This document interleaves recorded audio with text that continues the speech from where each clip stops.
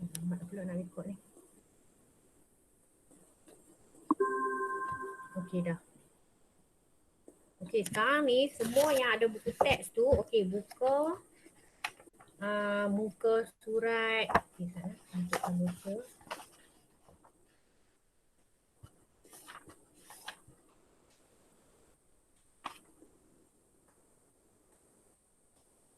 Okey, muka surat 121. Buku teks awak muka surat 121. Okey, topik 6.3 menangani ancaman komunis. Okey. Cikgu akan share slide. Sambil tu awak boleh rujuk buku teks lah.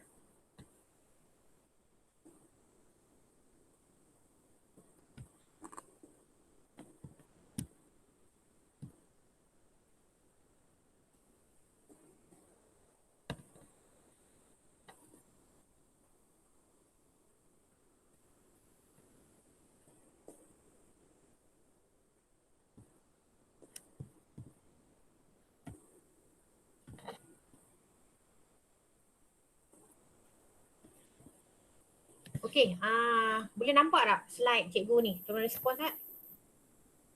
Nampak, Boleh, cikgu, boleh. nampak. Sangat jelas. Kita tengok nak. Okey, bab 6. Kita belajar mengenai pembentukan Malaysia.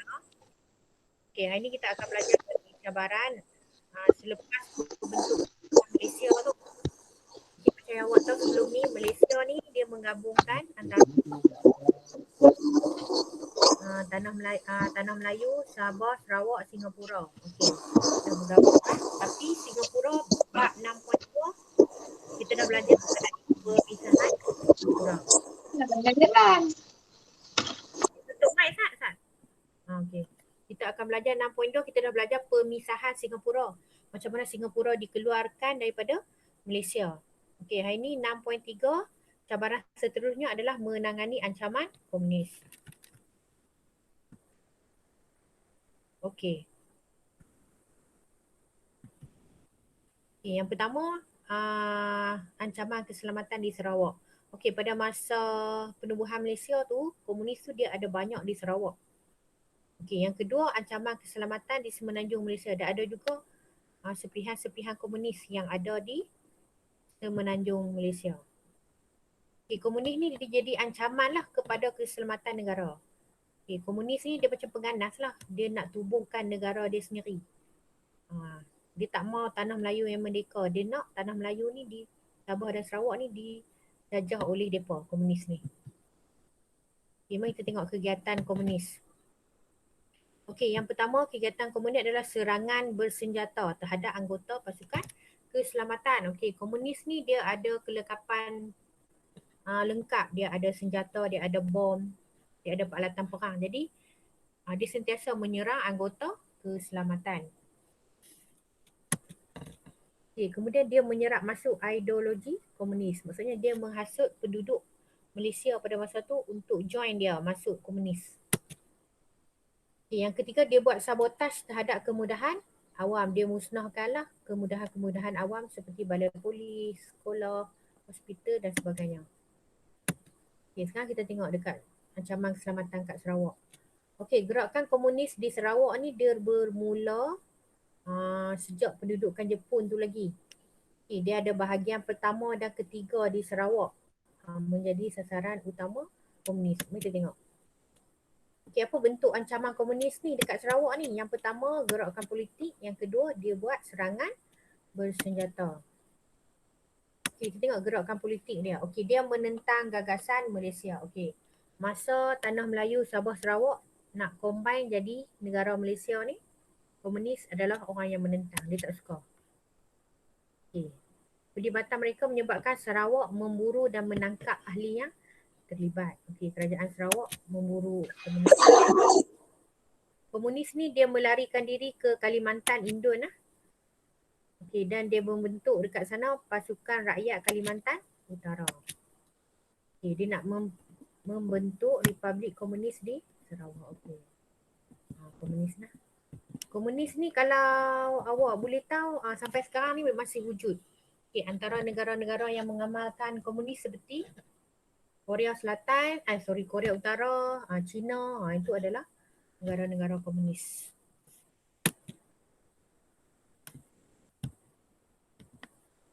Okey, kita tengok pula serangan bersenjata komunis ni. Pada 5 Ogos 1952, okay, dalam buku teks awak pun ada muka surat 121 nah. Okay, komunis dia menyerang kawasan Batu Kitang, Kuching, Sarawak yang menandakan permulaan serangan komunis terhadap orang awam. Dia dah mula pada 1952 ni, dia dah mula tunjuk keganasan dia. Dia dah serang orang awam. Okey, antara dua kaedah yang digunakan oleh kerajaan pada masa tu nak atasi ancaman komunis. Yang pertama, kaedah dia perang saraf. Dan yang ke-B, buat operasi ketenteraan nak hapuskan komunis ni. Kita tengok satu-satu nah. Okey, perang saraf. Apa maksud perang saraf? Okey, perang saraf, pihak berkuasa ni dia mengadakan perhimpunan awam. Adakan perhimpunan bagi kesedaran dekat rakyat ni supaya jangan terpengaruh dengan komunis. Bagi tahu rakyat ni betapa bahayanya komunis ni kepada masyarakat. Yang kedua, dalam perang saraf ni kerajaan pihak berkuasa ni sebarkan risalah. Sebarkan poster tentang bahaya komunis ni dan tanamkan sifat benci komunis terhadap masyarakat. Bila masyarakat dia benci komunis, dia tak akan tolong komunis, dia tak akan masuk sertai komunis. Okey. Yang ketiga, isytiharkan kawasan putih yang bebas daripada ancaman komunis. Okey, yang keempat, kerajaan buat tawaran pengampunan kepada anggota komunis. Maksudnya pada masa tu kerajaan dia buka pengampunan, orang-orang komunis kena serah diri, serah senjata, okey boleh diampunkan. Kemudian yang kelima, pembangunan infrastruktur. Okey, bangunkan kemudahan infrastruktur tu dengan menyediakan kemudahan perhubungan yang lebih baik kepada penduduk. Kemudahan perhubungan, contohnya jalan raya. Jadi dengan ada kemudahan-kemudahan tu, penduduk mudahlah nak sebarkan maklumat mengenai komunis. Okey, yang kedua, operasi ketenteraan. Buku teks muka surat 122 nah. Okey, operasi ketenteraan. Okey, tadi ada sebut dekat Sarawak ni dia ada 3 bahagian. Kalau awak boleh tengok peta ni. Okey, yang warna pink ni Kuching, Samarahan, Serian ni adalah bahagian pertama Sarawak. Okay, bahagian kedua warna purple ni kita ada Betong, Seri Aman. Ini bahagian kedua. Dan bahagian ketiga yang paling besar di Sarawak lah. Kita ada Sarike, Sibu, Mukah, Bintulu dengan Kapit. Ni bahagian ketiga Sarawak. Okey, setiap bahagian ni ada operasi-operasi untuk membantah komunis. Okey, bahagian pertama kita ada operasi Hammer.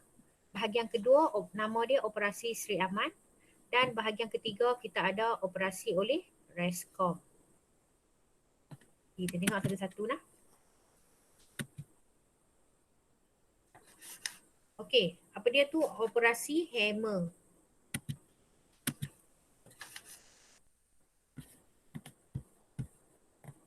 Okey, operasi Hammer ni tujuan dia adalah untuk memenangi hati rakyat. Okey, kaedah yang sama digunakan pakai dalam rancangan BRI. Okey, antara usaha untuk menghalang komunis dalam rancangan penempatan Guksir. Okey, dalam operasi Hammer ni ada rancangan penempatan Guksir. Okey, untuk menghalang komunis. Okey, dan juga ada operasi Harapan. Operasi Harapan ni kerajaan tawarkan pengampunan kepada anggota komunis, namun hanya 41 orang sahaja yang menyerah diri. Okey, operasi Hammer ni menyebabkan gerakan komunis di Sarawak mulai goyah. Okey, langkah pembanterasan yang berterusan menyebabkan komunis telah ditangkap. Okey, operasi Hammer ni berjaya lah dengan rancangan-rancangan dia. Dia menyebabkan komunis lemah di Sarawak dan akhirnya operasi ni pun tamat pada tahun 1970. Okey, kita tengok satu-satu rancangan penempatan Guksir.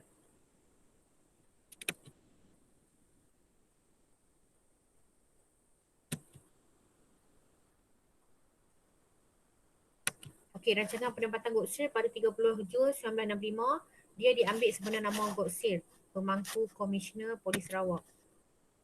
Okey, dalam rancangan penempatan ni, dia melibatkan lebih kurang 7,500 orang. Dalam 3 hari, seramai 1,200 keluarga yang berketurunan Hakka, orang Cina lah kebanyakan ni, diarahkan berpindah ke 3 kawasan penempatan baharu sepanjang jalan Kuching Serian. Maksudnya penduduk-penduduk yang ada di pedalaman tu yang dekat dengan hutan, yang kawasan yang komunis senang nak masuk tu dipindahkan. Semua dipindahkan duduk di tepi jalan. Okey, dan kawasan ni dikawal.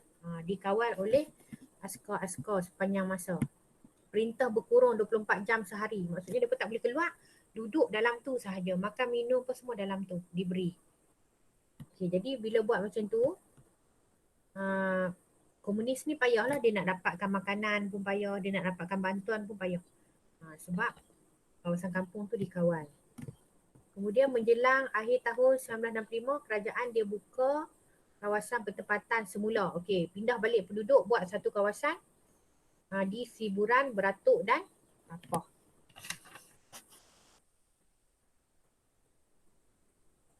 Okey, yang ni ya. Okey, yang ni dalam buku teks awak, muka surat 123 ada langkah-langkah membanteras ancaman komunis. Dia bermula 6 Julai 1965 hingga 17 Oktober 1990. Okey. Okey. 1965, bayangkan betapa lamanya. Nak hapuskan komunis ni sampai 1990 baru habis. Okey, kita tengok satu-satu. Operasi Hammer dilancarkan, 3 kampung baru dibuka di bahagian pertama yang Sarawak tadi. Kemudian 1969, operasi rampas senjata di bahagian ketiga. Okey, 1970, operasi Jala Raja di bahagian pertama. 1971, operasi Ngayau, okey, dilancarkan. 1973, Rescom, Rajang Area Security Command dibentuk. Okey, Rajang Rescom ni macam kita belajar 4 yang lepas untuk menjaga keselamatan lah penduduk. Okey, 1973, operasi Sri Aman dilancarkan. Okey, 1974, operasi Sri Aman ditamatkan, anggota komunis menyerah diri. Dan akhirnya tahun 1990, buat perjanjian antara komunis yang diadakan dengan kerajaan Sarawak.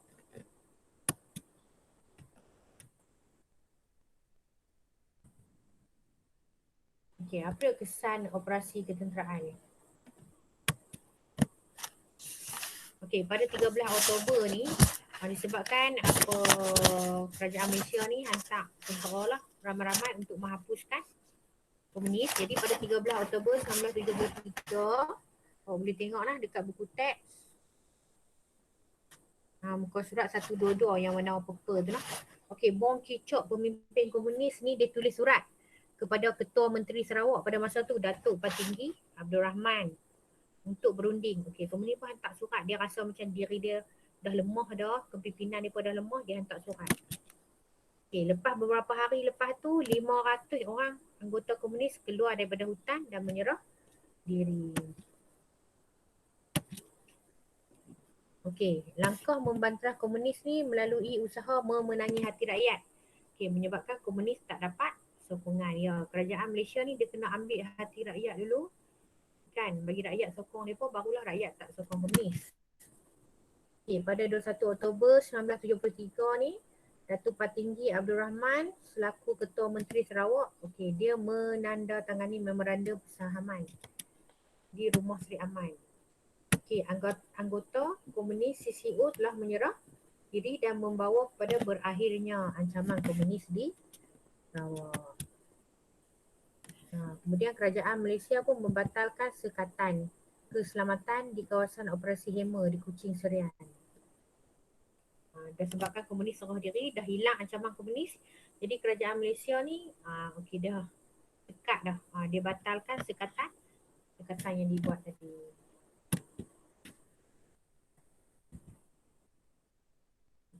Kemudian kita pergi kepada operasi ketenteraan yang lain.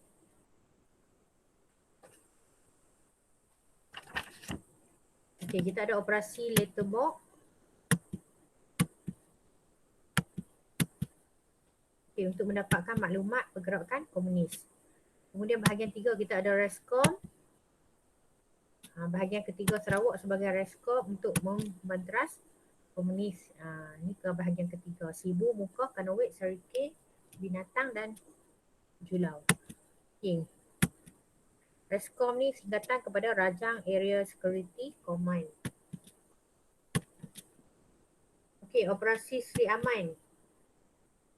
Membantras ancaman komunis di Sri Aman, Sarawak. Okay, dah habis ancaman keselamatan di Sarawak. Kita tengok macam mana kerajaan berjaya menangani ancaman keselamatan di Sarawak. Okey, sekarang ni kita akan pergi tengok kepada muka surat buku teks muka surat 124, ancaman keselamatan komunis di Semenanjung Malaysia pula. Okey, dekat Semenanjung Malaysia ni parti komunis ni dia bertindak agresif. Okey, yang pertama dia membunuh anggota keselamatan. Dia bunuh polis lah dengan orang awam. Yang kedua, komunis ni dia mengebom tugu negara. Tugu negara yang patung-patung tu kan yang kat Kuala Lumpur tu telah dibom oleh komunis. Kita tengok pembunuhan anggota keselamatan. Okey, pada tahun 17 Jun 1968 PKM ni dia melakukan, PKM ni parti komunis lah Malaya, dia melakukan serang hendap terhadap pasukan keselamatan di Perak dan mengorbankan 16 orang. Terbunuh lah, anggota keselamatan terbunuh.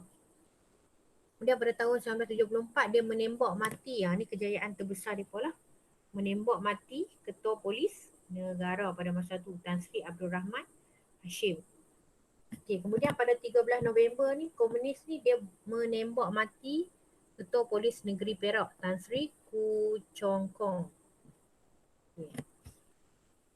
Kemudian kita tengok pembunuhan orang awam. Pada Julai 1969 seorang wanita diseksa sehingga mati di Sintuk, Kedah. Ni komunis lah. Kemudian periuk api dipasang di sepanjang jalan di Changlun, Kedah. Periuk api ni perangkap lah. Kalau kita pijak meletup lah. Okay, kemudian jalan raya dan jambatan kereta api diletupkan. Ni keganasan komunis. Ini gambar ni lah. Dalam surat khabar, ketua polis negara dibunuh dengan kejam, dilepaskan sebelah das tembakan dari jarak dekat. Okay. Ini ketua polis negeri Perak, Tan Sri Koo Chong Kong. Okay, kemudian kita tengok pengeboman di Tugu Negara. Okay, buku teks muka surat 125 lah. Okay, kita tengok macam mana Parti Komunis Malaya ni dia meletupkan Tugu Negara pada waktu tu. Dia bom lah sebab Tugu Negara tu. Okey, tindakan dia mengebom tempat awam tu menimbulkan kemarahan lah rakyat pada masa tu dan menuntut kerajaan ni ambil kena tindakan tegas terhadap komunis. Okey, antara langkah kerajaan adalah yang pertama mengenakan Akta Keselamatan dalam Negeri.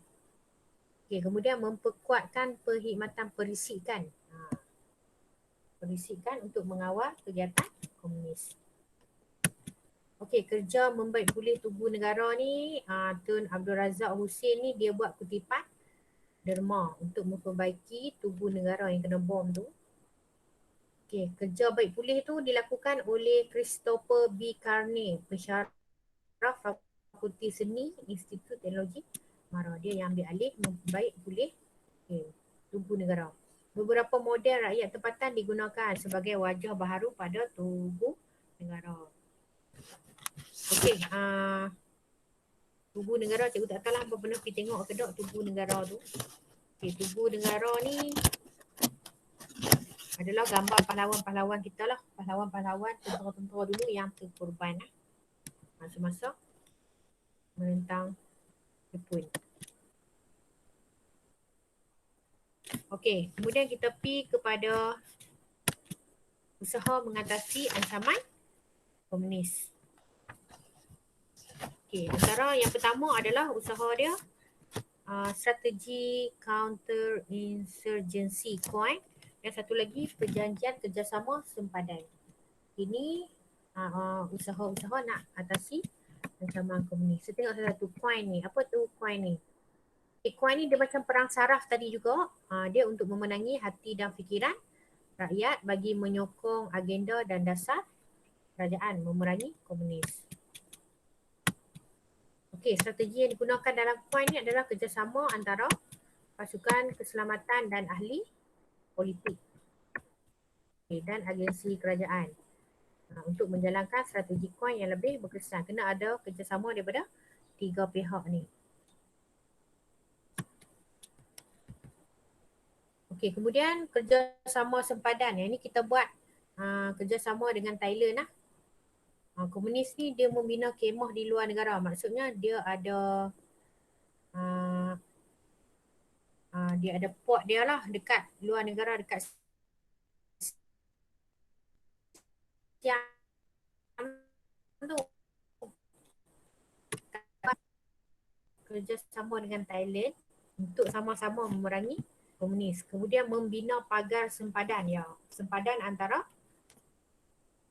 Thailand dengan Malaysia tu kena ada satu pagar lah, pagar sempadan dia. Okay, kemudian perjanjian Hat Nyai telah ditandatangani dekat Thailand, di Hat Nyai lah. Okay, perjanjian ni melibatkan antara Parti Komunis Malaysia dengan Thailand. Okay. Sekejap. Okay. Dalam perjanjian ni, PKM ni dia bersetuju membubarkan unit bersenjata. Okay. Kemudian dia Parti Komunis Melayu ni dia akan musnahkan segala senjata api, bahan letupan dan jerangkap sama yang mereka ada. Mereka janji mereka akan buang dan musnahkan. Okay, jadi kesimpulan yang kita dapat buat dekat sini, ancaman komunis ni adalah kerajaan ni dia laksanakan usaha yang serius untuk pastikan bagi menjamin keselamatan negara. Okey, rakyat juga bagi kerjasama terhadap usaha yang dilakukan oleh kerajaan.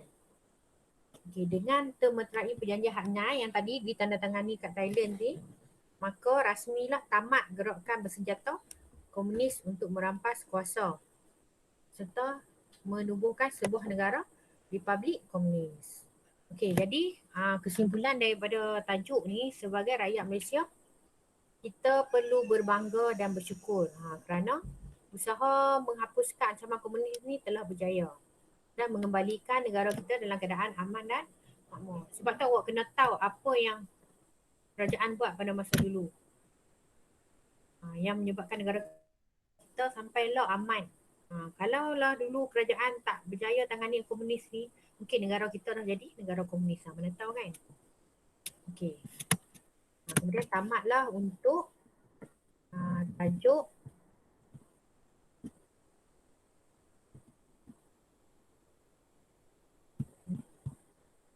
okey.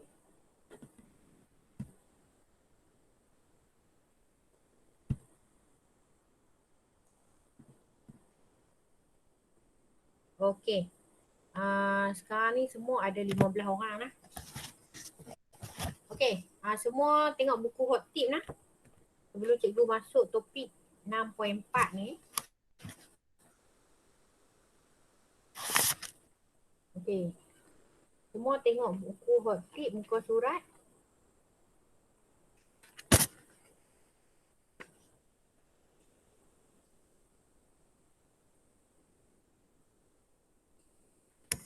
Berapa lagi? Dalam grup kita dah beritahu ni. Okey, buku hot tip muka surat 78 dan 79. Okey.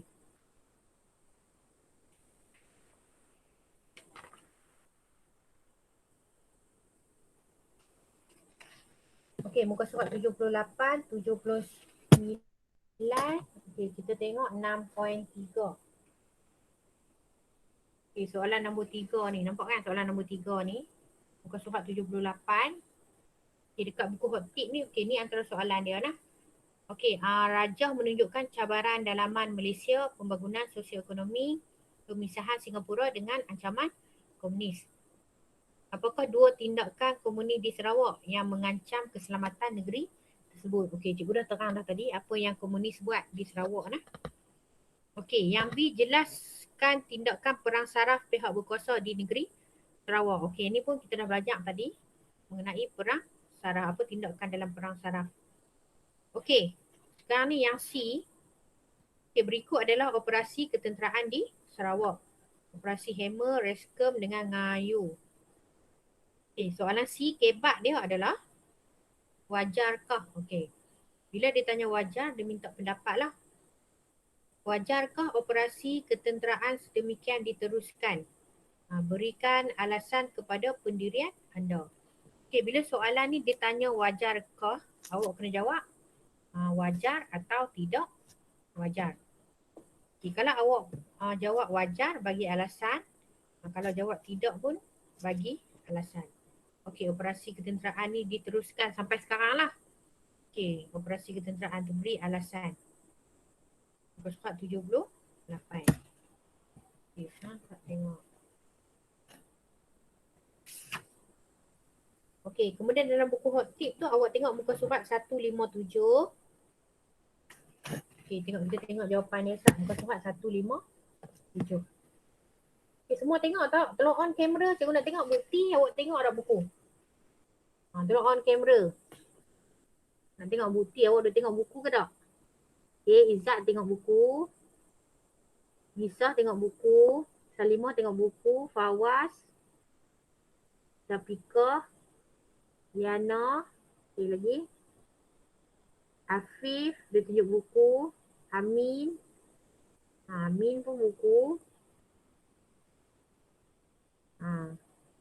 Patricia ada buku. Siapa lagi tak tunjuk kat cikgu ni? Nabil mana Nabil? Afif mana Afif? Afif tunjuk dah Ustaz. Dah tak? Siapa lagi? Okey lah. Okey, tengoklah muka surat 157 tu. Okey, soalan 3C. Soalan last sekali, muka surat 157. Last sekali, cikgu nak tunjuk tengok cara dia jawab lah. Okey, dia tanya operasi ketenteraan ni mesti melibatkan tentera lah. Wajar ke tak diteruskan? Okey, kalau awak jawab wajar, awak kena jawab lah.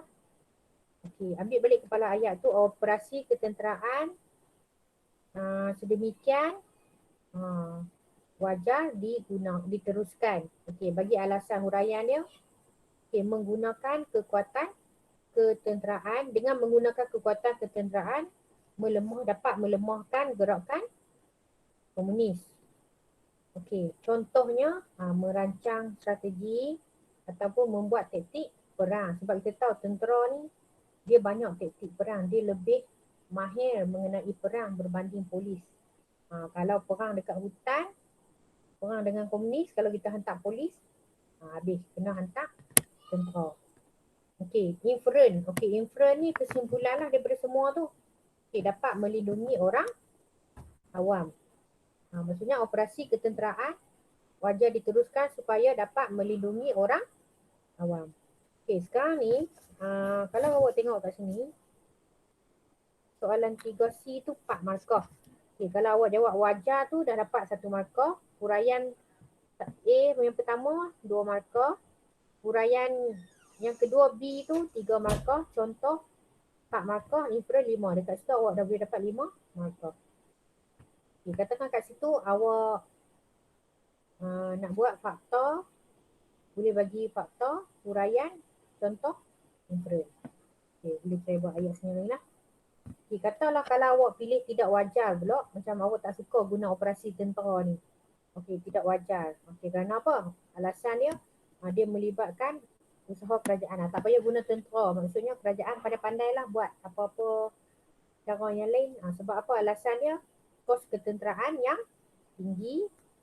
Kemudian contohnya dia kata tak payah guna kuasa tentera. Mungkin dengan guna perang saraf, macam guna perang saraf saja, memenangi hati dan fikiran rakyat. Macam tadi kerajaan edarkan risalah, edarkan poster, terang kepada rakyat tentang bahayanya komunis. kemudian perlu menyertakan kerjasama rakyat. Okey, maksudnya kat sini dia ada pro dengan kontra. Ada yang suka guna operasi ketenteraan. Operasi ketenteraan ni dia lebih kepada paksa. Kan, paksa. Ada yang guna, ada yang tak suka guna operasi ketenteraan, gunakan pujukan. Kita buat usaha yang lembut lah, ada usaha yang keras. Tentera usaha yang lembut, kita memenangi hati rakyat. Jadi dia dalam konsep sekarang ni, dia sama juga macam konsep law ni. Okay, contoh. Sekarang ni kita tengah lockdown kan, PKP. Okay, bila kita lockdown, okay, apa yang tindakan tegas yang kerajaan buat? Okay, yang pertama, kerajaan buat saman kan. Okay, saman tu tindakan tegas lah. Okey, yang kedua apa dia? Buat PKP. Tak bagi orang keluar rumah. Tak bagi orang pergi kerja. Itu tindakan tegas. Okey. Dalam masa yang sama, kerajaan juga dia cuba buat tindakan yang lembut. Okey, contoh tindakan yang lembut tu apa? Buat kempen dekat TV. Sedarkan orang, buat kempen di Facebook, di televisyen tentang bahayanya COVID, tentang bahayanya kalau kita tak pakai mask, tentang pentingnya vaksin. Dua kaedah yang digunakan. Maksudnya ada orang dia boleh dengan cara yang keras. Dia kena cara yang keras tu. Dia kena denda, dia kena bagi tindakan penjara baru jalan. Baru dia mau ikut undang-undang.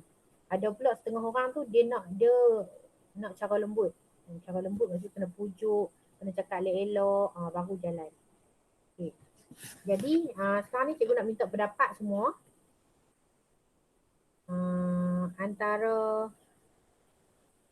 Antara tindakan kerajaan yang keras dengan tindakan kerajaan yang lembut, mana lagi berkesan? Awak rasa? Okay, cikgu nak Nisa. Nisa bagi pandangan sikit Nisa. On mic. Hairul Nisa. Yang mana lagi awak suka? Secara saya rasa keras kot. Macam baru orang ikut. Orang ikut, kalau lembut tak ikut lah. Ada juga yang ikut. Dua-dua tu elok. Cuma apa? Kena lagi keras lah. Ya. Okay. Nisa. Contoh. Okey, semua dah dengar berita kan pasal suntikan vaksin. Macam untuk pelajar SPM dengan STPM termasuk awak semualah. Okey, suntikan vaksin ni kita akan mula suntik mungkin di penghujung Julai lah. Paling cepat pun awal Julai ataupun di penghujung Julai. Okey, cikgu nak tanya pendapat siapa yang setuju kena suntik vaksin ni. Cuba angkat tangan. Ada kan perkataan raise hand tu? Siapa setuju? Raise hand. Nisa, Dia jumpa dah. Nisa, Pikoh, Izzat, Salimah.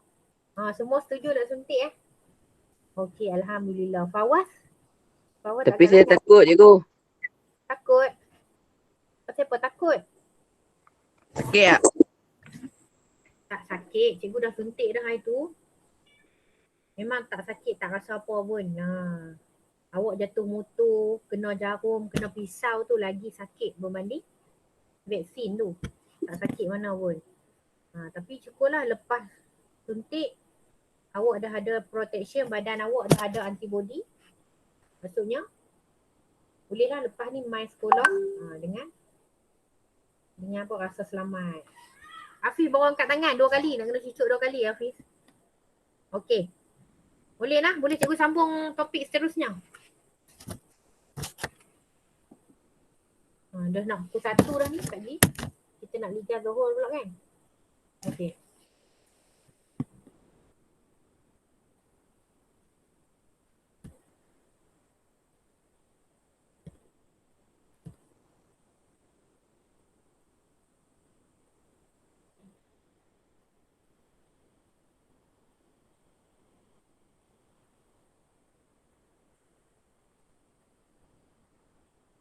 Okey, kita sambung dengan topik 6.4. Okey, 6.4 isu pembangunan dan ekonomi. Okey, tadi dah habis cabaran. Okey, sekarang cabaran yang ancaman komunis kan semua. Sekarang ni cabaran seterusnya adalah kita nak bangunkan ekonomi. Pada masa tu tanah Melayu, Sabah dengan Sarawak baru lepas merdeka. Bila lepas merdeka ni banyaklah benda nak kena bangunkan dari segi ekonomi. Okay. Buka buku tab muka surat 126 lah. Kita tengok. Okay, kerajaan. Yang pertama kerajaan nak bangunkan ekonomi adalah buat rancangan 5 tahun. Okay, rancangan 5 tahun. Maksudnya dalam 5 tahun pertama kerajaan senaraikan apa benda dia nak buat. Nanti lepas 5 tahun kita tengok balik tercapai ke dah usaha 5 tahun kerajaan yang dah buat ni.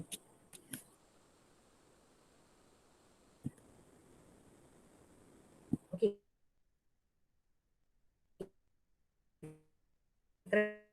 Kerajaan persekutuan dia terus rasio ekonomi penduduk berpendapatan rendah. Okey, kebanyakan pada masa tu semua pendapatan dia rendah. Jadi macam mana nak selesaikan masalah ni? Okay, pendidikan pun masih rendah, ada yang tak bersekolah lagi. Okey, yang ketiga, C, bantuan kewangan untuk Bumi Putera. Bumi Putera ni orang Melayu lah. Dengan orang Sabah dengan Sarawak. Bantuan tu kurang untuk kegiatan mereka. Okey, kemudian yang ke-D pula, pengangkutan perhubungan. Maksudnya jalan raya, sekolah, jalan raya, telefon apa semua untuk luar bandar perlu ditambah baik. Kalau orang dulu Sabah Sarawak kita belajar pada masa tu dia masih gunakan rakit kan, tak ada jalan raya. Jadi benda tu kena ambil kira lah nak bangunkan ekonomi Malaysia. Yang ni kita panggil rancangan Malaysia pertama. Okay, ini buku dia nak.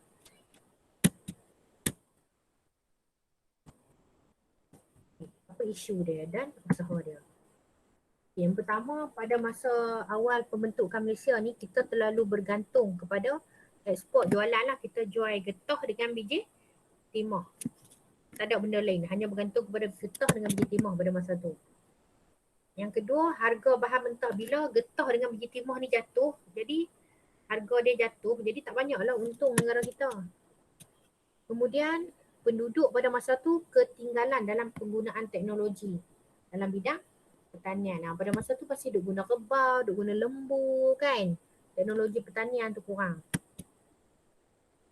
Pada masa tu siapa yang jadi petani masih pendapatan dia rendah. Tapi petani kaya lah kan. Petani dulu memang kalau kerja petani tu dapat hasil sikit saja. Okay, pertanian komersial lain kurang diusahakan. Pada masa dulu padi, getah, sawit. Yang tu saja. Pertanian lain masih tak ada lagi pada masa tu. Jadi apa usaha kerajaan? Okay, yang pertama kena pelbagaikan kegiatan ekonomi pertanian dan industri pemprosesan. Maksudnya tanam tu bukan sahaja tanam getah, kelapa sawit, padi, tapi tanam macam-macam lah. Tanam nenas, tanam pokok kelapa, tanam benda-benda yang boleh untuk dijual. Dan industri pemprosesan, kena bangunkan satu kilang untuk proses. Contoh kalau padi, kena ada kilang nak proses padi. Kalau macam kelapa, kilang nak proses kelapa. Okay, yang B, kena cari pasaran baru untuk getah dan biji timah. Sebab pada masa tu kerajaan dia hanya jual dekat negara-negara British saja. Kena cari lagi negara-negara lain untuk kita jual getah dengan biji timah. Okay, yang ketiga ni mempelbagai bidang pertanian, terutama kelapa sawit dengan koko. Dan D, mempelbagaikan pengeluaran komoditi negara. Komoditi tu barang lah. Kita pelbagaikan. Malaysia ni bukan saja hanya keluar getah biji timah saja, tapi kita nak keluarkan pelbagai lagi produk untuk dijual kepada negara luar. Okay, kemudian isu yang kedua, taraf hidup yang berbeza. Kalau dulu kalau dekat kampung tu selalunya orang susah, TV pun tak ada. Kalau tanya mak ayah awak dulu, kalau yang kaya sikit mungkin ada. Kalau tak, TV pun tak ada nak tengok kan zaman dulu. Kalau kat pekan, bandar tu ada. Jadi usaha dia adalah buat satu satu program pembangunan negara. Okey, gerakkan aktiviti perkilangan dan pembuatan dengan membuka kawasan baharu. Okey, kerajaan pada masa tu dia mula nak buka kawasan kilang. Kawasan-kawasan perkilangan di luar bandar macam kita ni kawasan kilang macam dekat Gurun, dekat Sungai Petani, Bakar Arang tu kan. Dekat Meregong. Kawasan-kawasan perkilangan. Okay, kemudian mempercepatkan integrasi dalam penduduk dan negeri di Malaysia. Integrasi tu maksudnya perpindahan daripada kawasan luar bandar dia duduk miskin, dia boleh pergi cari kerja di kawasan bandar atau kawasan felda. Kemudian mendapatkan bantuan bank dunia. Ya, pada masa kita nak bina negara kita pada zaman dulu, duit modal tu banyak. Kita tak ada duit lagi pada masa tu. Jadi kita boleh dapat bantuan bank dunia. Okay, kemudian ada juga dalam masa yang sama masalah kesihatan dengan masalah sosial wujud. Masalah kesihatan tu macam-macam lah. Orang dulu beranak pun dekat rumah kan. Jadi kematian tu tinggilah kalau beranak kat rumah, tak ada kan. Kemudian sosial, masalah sosial jenayah lah. Curi apa semua tu masih ada isu masa tu. Kemudian keperluan asas dan hak wanita dari segi kehamilan yang terhad untuk memperoleh kesihatan yang terbaik. Maksudnya bila beranak tu dia kemudahan nak dapatkan hospital tu payah pada masa dulu. Okay, kurangnya perkhidmatan kesihatan kepada ibu-ibu yang mengandung. Sebab tu saya kata kebanyakan ibu-ibu pada masa dulu dia pun tak dapat maklumat kesihatan, tak dapat kesihatan tak macam law. Kalau law ni kena pergi klinik apa semua kan, dapat rawatan. Dulu ibu-ibu mengandung tu dia bersalin kat rumah, dia pantang pun kat rumah, makanan-makanan apa semua dia tak tahu, pakai makan saja, menyebabkan ada ibu yang meninggal waktu pantang, ada anak-anak tak cukup zat lahir, ada yang dapat TB dan macam-macam lah. Kadar kelahiran tidak normal dan kematian yang tinggi. Dulu kematian sangat tinggi. Okey, usaha mengatasi mengurangkan kadar kelahiran. Macam mana tu? Maksudnya kerajaan kalau dulu mungkin contoh orang dulu-dulu satu keluarga tu 10 orang anak. Satu keluarga tu 15 orang anak kan. Lah ni kurangkan. Bukan kurangkan tu maksudnya tu nak ada jarak sikit. Kalau dulu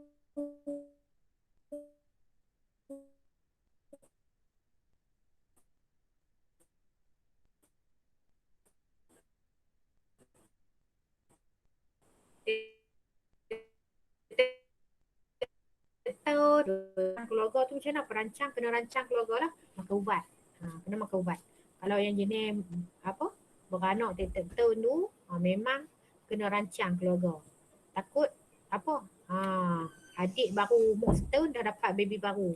Nanti adik itu pun tak dapat cukup lah keperluan kasih sayang dan penjagaan yang layak.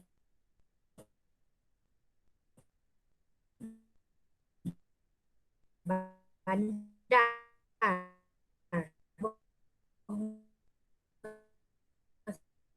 Sarawak kawasan pedalaman tu.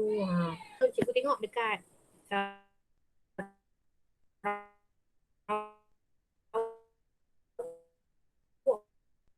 Sabah kalau hampa tengok. Peluk satu semalaman peluk. Sebab apa, tak ada duit nak kebumikan anak dia.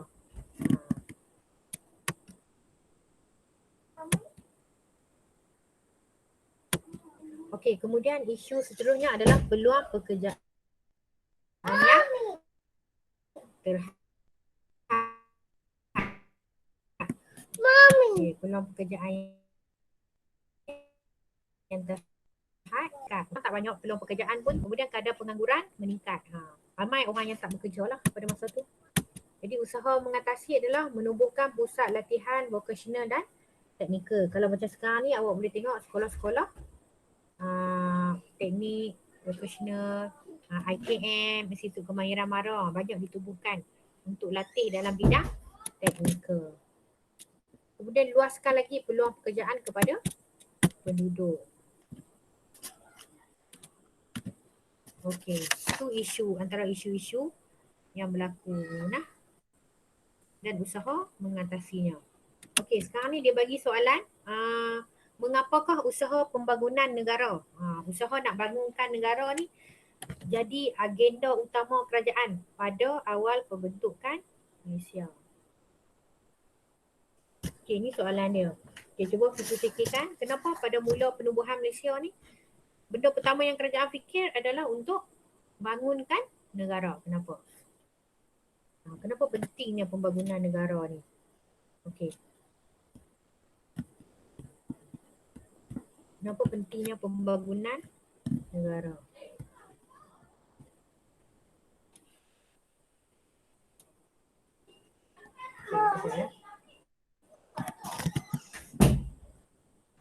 Supaya rakyat tidak hidup dalam kesusahan. Apa dia, Amin? Apa dia jawab awak, Amin? Supaya rakyat tidak hidup dalam kesusahan. Okey, rakyat tak hidup dalam kesusahan. Okey, lagi? Siapa nak bagi idea kenapa perlu langkah utama adalah bangunkan negara tu dulu? Okey, jawapan lain. Afif, jawapan Afif. Afif, mana Afif? Kenapa tak ada dalam senang? Afif ada. Dengar. Okey, yang lain. Salimah mana? Okey, Salimah bagi idea. Supaya ekonomi kita sama taraf dengan negara lain. Okey, bagus. Supaya ekonomi kita sama taraf. Okey, Izzat. Bagi Izzat, kenapa kena bangunkan negara kita? Supaya tidak ketinggalan dari negara lain lah. Okey, boleh. Bagus. Supaya kita tidak ketinggalan. Bagus Izzat. Okey, Fawaz. Fawaz bagi idea kenapa langkah pembangunan negara ni penting untuk bangunkan negara? Bagi menstabilkan ekonomi negara. Okey, bagus. Nak stabilkan ekonomi negara. Okey, Nabil. Nabil? Kau ada kelina orang, Nabil? Meraih kepercayaan rakyat tu. Okey, nak meraih kepercayaan rakyat. Okey, Mikah, Syafiqah. Rakyat hidup selesa. Okey, rakyat hidup selesa. Okey, bagus. Baguslah. Maksudnya awak semua faham lah kenapa kerajaan bagi tumpuan kepada pembangunan ekonomi negara. Okey, boleh. Cikgu nak habiskan satu. Pukul berapa dah ni? Pukul satu dah. Satu lagi satu topik lah. Okey, ni sikit saja. Pasal rusuhan kaum. Okay, sekejap mana present. Okey.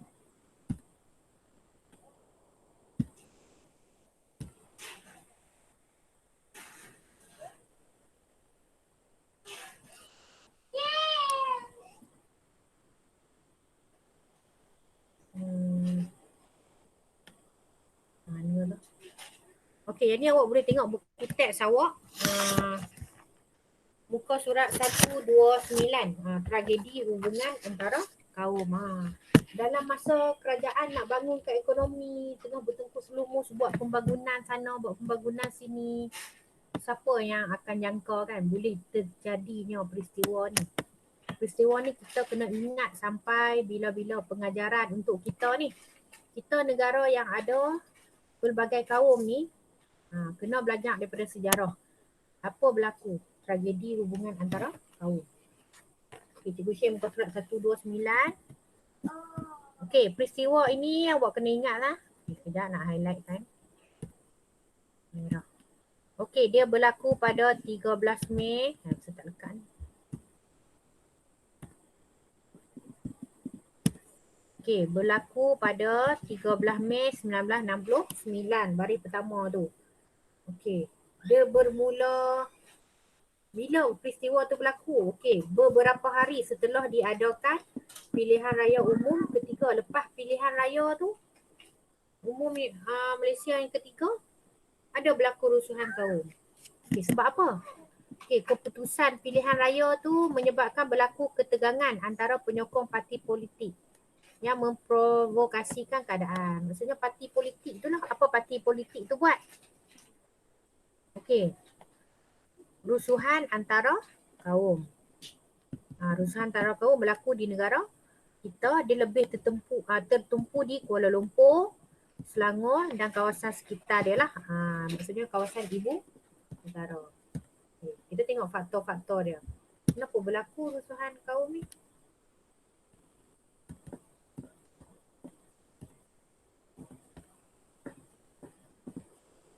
Okey, cuba tengok ni.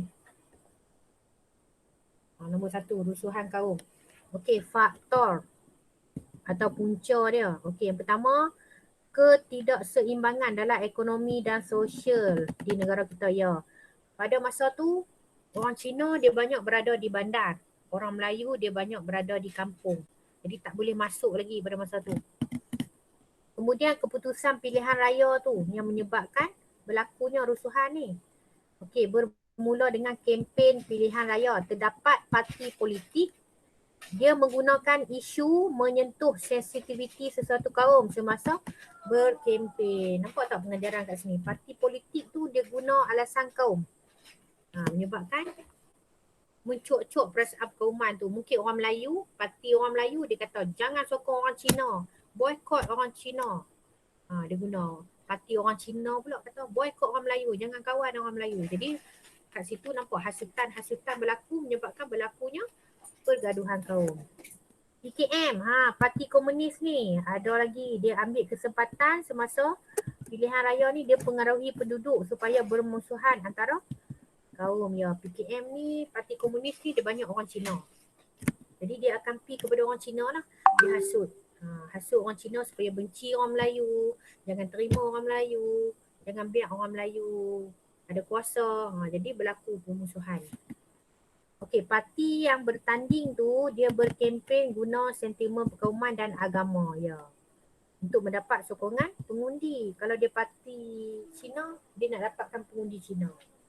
Kalau parti Melayu, dia nak dapatkan pengundi orang Melayu. Ya. Okey.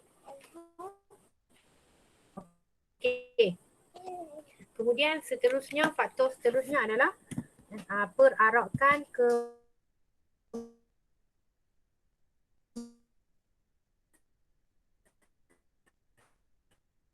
masa menang dalam pilihan raya tu ada perarakan tu. Jadi apa langkah yang diambil? Langkah yang diambil untuk mengatasi masalah rusuhan kaum ni. Awak kena ingat lah, rusuhan kaum ni dia bukan sahaja rusuhan kaum ni dia akan yang pertama dia menjejaskan imej negara. Jadi pelancong-pelancong, pelabur asing dia jadi takut nak datang Malaysia kalau ada pergaduhan. Okey, yang kedua, negara jadi tidak aman. Bila negara tak aman, payahlah kita nak rakyat hidup dalam keadaan yang takut, kan. Lepas tu kita nak buat sesuatu benda, satu perniagaan pun payah nak dijalankan. Kesal. Jadi langkah serta-merta, nampak ni, langkah serta-merta diambil bagi mengelakkan kekacauan dan menghentikan rusuhan tu dan menghalang daripada merebak ke bandar-bandar lain. Daripada Selangor, KL tadi kita tak mau bagi merebak ke tempat lain. Okey. Antaranya adalah termasuk pengisytiharaan darurat. Okey, pada masa tu automatik kerajaan isytiharkan darurat. Okey, kemudian kerajaan tubuhkan Mageran, Majlis Gerakan Negara yang dimainkan oleh Raja-Raja Melayu. Okey, kita tengok apa yang ada dalam perintah darurat ni. Okey, darurat.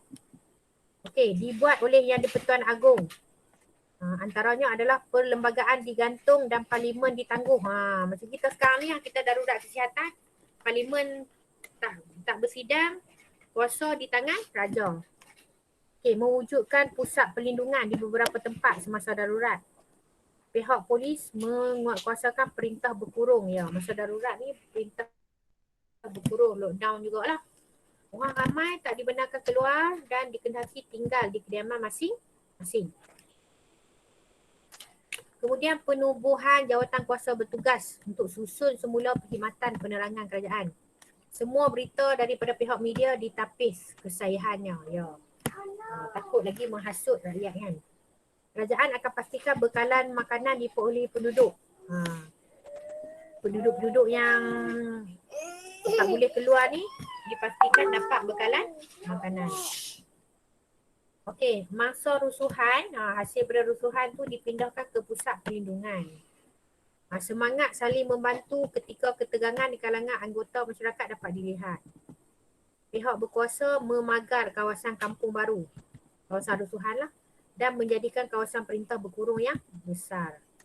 Tentera memberikan perlindungan kepada penduduk yang berlindung di beberapa kamp tentera. Ya, pada masa ni, kerusuhan kaum ni, cerita dia kalau awak pernah tengok, dia bergaduh antara orang Melayu, orang Cina dengan orang India. Angkat parang ni, angkat parang bergaduh. Nak membunuh aku, orang Melayu tak boleh tengok orang Cina pada masa tu. Orang Cina tak boleh tengok orang Melayu, saling nak berkelahi. Orang Melayu ni kira macam naik bas, satu bas tu penuh dengan parang. Nak pergi berlawan kan, nak pergi berlawan dengan orang Cina pada masa tu kat bandar. Jadi memang berlaku kacau bilau pada masa tu. Okey, setelah darurat diadakan, darurat tu perintah lockdown lah. Macam kita sekarang ni kena lockdown kan, tapi kita boleh keluar. Darurat mereka ni tak boleh keluar. Okey, Majlis Gerakan Negara Mageran. Mageran pula ditubuhkan, yang di-Pertuan Agong ni dia menubuhkan Mageran dipengerusikan oleh Tun Abdul Razak Husin. Mungkin ahlinya terdiri daripada pegawai polis dan tentera. Mageran ni dibagi kuasa semasa darurat. Dia bertanggungjawab mengawal ketenteraman negara. Dua fokus utama yang perlu diselesaikan ialah masalah perpaduan kaum. Mageran ni dia kena selesaikan masalah perpaduan kaum. Satu lagi ketidakseimbangan ekonomi. Yang ni menyebabkan ketidakseimbangan ekonomi ni yang punca pergaduhan kaum ni. Masa tu orang Cina dia berniaga di bandar. Orang India dia duduk di estate ladang getah. Orang Melayu di kampung-kampung. Jadi mereka tak bercampur. Tak ada hang aku kan. Tak ada bertemu, bersua muka, kenal hang aku, orang Melayu Cina tak ada lagi. Jadi menyebabkan punca berlaku tak boleh terima masing-masing kan. Jadi antara tanggungjawab Mageran, kembalikan keamanan dengan undang-undang, pentadbiran yang licin, mengembalikan keamanan dan kepercayaan antara kaum, gantung semua akhbar. Sebab pada masa tu akhbar Melayu dia nak asut orang Melayu, akhbar Cina dia nak asut orang Cina, akhbar India dia nak asut. Dia gantung semua akhbar. Kemudian buat akta hasutan. Akta hasutan siapa-siapa saja yang menghasut, terus tangkap masuk penjara. Jabatan Penerangan pada masa ni lah ditubuhkan untuk menapis berita palsu. Macam kita lah kan, berita palsu lah banyak kan. Semua kat percaya lah. Ni ahli Mageran. Mageran lah. Okey, kemudian kita tengok apa tu peranan raja. Raja-raja Melayu ni dia turut mainkan peranan dalam usaha memulihkan keadaan negara. Semasa berlakunya rusuhan kaum ni, Sultan Perak, Sultan Idris Iskandar Shah II ni dia nasihati rakyat agar menjaga keamanan. Sebab tu pemimpin masyarakat negeri Perak pada masa tu dia tubuh jawatan kuasa menghibah. Jawatan kuasa ni menulis surat kepada penduduk agar bertenang dan membantu negara mengekalkan keamanan. Ni peranan raja lah. Dia nasihat rakyat. Sebab pada masa tu rakyat dia sangat dengar nasihat raja.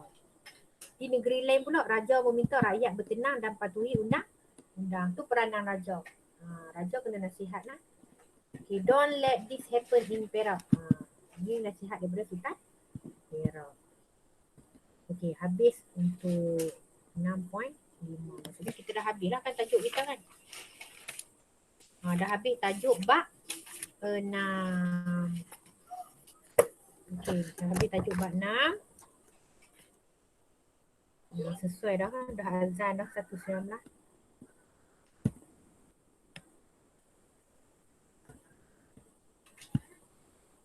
Okey, masih ada lagi kau semua?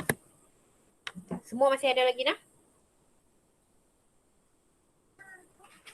Tak ada suara pun. Tak pergi semayang. Ada.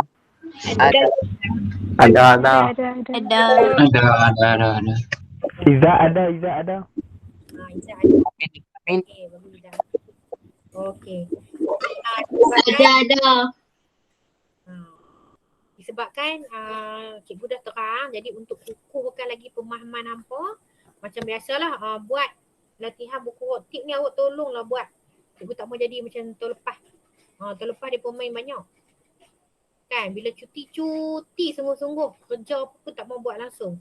Jadi bila mai buka sekolah baru nak pulun, memang tak boleh nak pulun. Cikgu abang tu terang. Bila buka sekolah, lepas lockdown ni memang tak boleh nak pulun all out. Masing-masing subjek akan berebut. Cikgu pun tak ada masa pada masa tu, terlepas. Budak terlima terlepas tak ada masa nak ada dengan mereka. Sebab banyak kan lepas tu nanti buka sekolah nanti ada folio nak kena buat kan. Jadi banyak masa. Jadi gunakan masa lockdown ni betul-betul untuk ulang kaji ni bonus. Kalau awak tengok result SPM terlepas kebanyakan budak asrama penuh.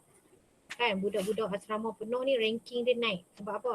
Sebab mereka jenis study di rumah. Mereka study di rumah. Kalau kat sekolah cikgu-cikgu tak berapa ajar sangat. Mereka banyak study di rumah. Jadi tu keberkesanannya study di rumah.